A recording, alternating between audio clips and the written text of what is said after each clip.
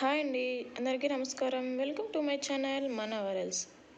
ఆ ఛానల్ని ఎవరైనా ఫస్ట్ టైం చూస్తున్నట్లయితే ఛానల్ని సబ్స్క్రైబ్ చేసుకోండి. వీడియోని స్కిప్ చేయకుండా చివరి వరకు చూడండి.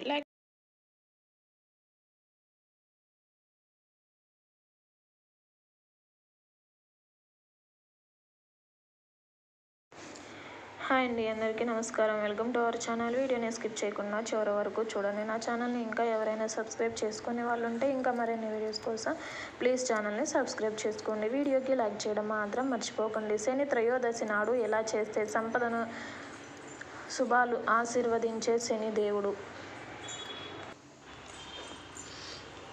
శనిదేవుడు ఈయనను కర్మదేవుడిగాను, క్రమశిక్షణ నేర్పే దేవుడిగాను, కఠినమైన న్యాయవాద దేవతగాను అందరూ భావిస్తారు. శనిదేవుడు జాతకంలో మంచి స్థానంలో ఉంటే మంచి ఫలితాలను, చెడు స్థానంలో ఉంటే చెడు ఫలితాలను ఇస్తాడు.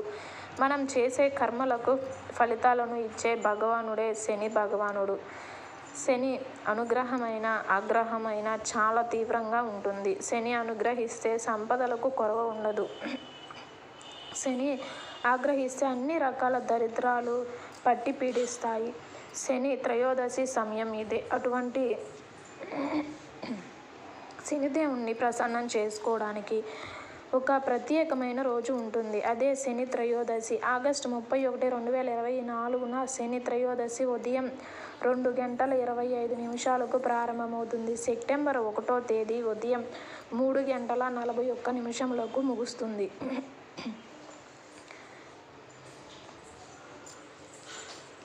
శనిదేవుడికి ఇష్టమైన శని త్రయోదశి. శని త్రయోదశి నాడు శని భగవానుణ్ణి శాంతింపజేసే పూజలు చేస్తే అదృష్టం కలిసి వస్తుందని, అనేక సమస్యల నుంచి మనకు ఉపశమనం లభిస్తుందని చెబుతున్నారు. శని త్రయోదశి శివుడికి ఇష్టమైన రోజు. శనివారం విష్ణువుకు, త్రయోదశి పరమశివునికి ఇష్టమైన రోజు కాబట్టి శని త్రయోదశి రోజున శివకేశవులతో పాటు శని భగవాన్ని కూడా పూజిస్తారు.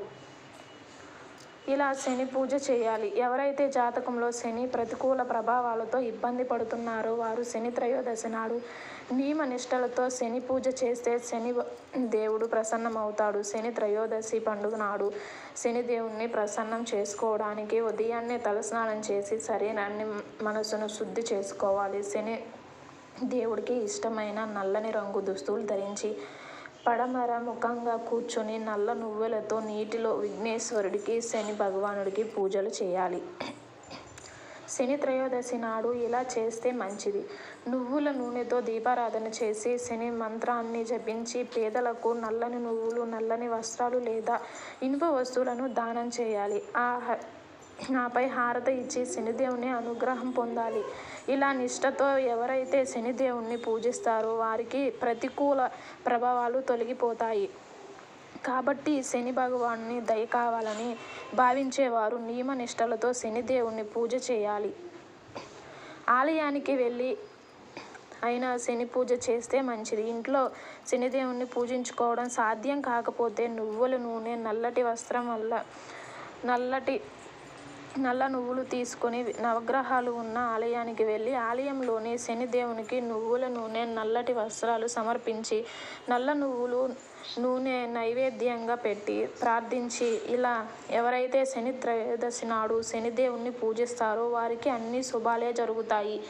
శనిదేవుడు కటాక్షం వారికి ఐశ్వర్యం సిద్ధిస్తుంది. ఈ కథనం వాస్తు జ్యోతిష నిపుణుల సలహాలు, ఇంటర్నెట్లో అందుబాటులో ఉన్న సమాచారం ఆధారంగా రూపొందించబడింది. ఈ వీడియో కనుక మీకు నచ్చినట్లయితే లైక్ చేసి షేర్ చేయండి.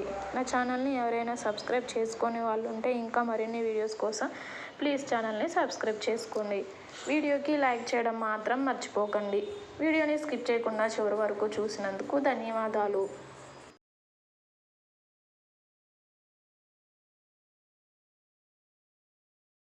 ఈ వీడియో కనుక మీకు నచ్చినట్లయితే లైక్ చేసి షేర్ చేయండి. నా ఛానల్ని సబ్స్క్రైబ్ చేసుకోండి. Thanks for watching.